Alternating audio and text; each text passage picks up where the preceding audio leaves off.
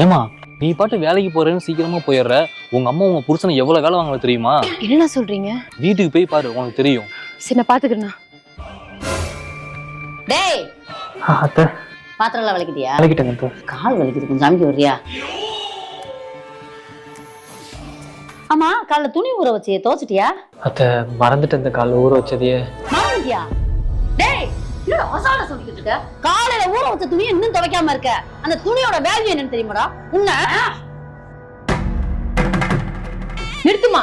என்னமா நினைச்சிட்டு இருக்க மனசுல? ஊருல வந்து சொல்லும்போது கூட நான் நம்பல. இங்க வந்து பார்த்தாதான் தெரியுது நீ என்ன பண்ணிட்டு இருக்கேன்ட்டு. நீ ஒரு நிமிஷம் கூட இந்த வீட்டுல நான் இருக்க மாட்டேன்.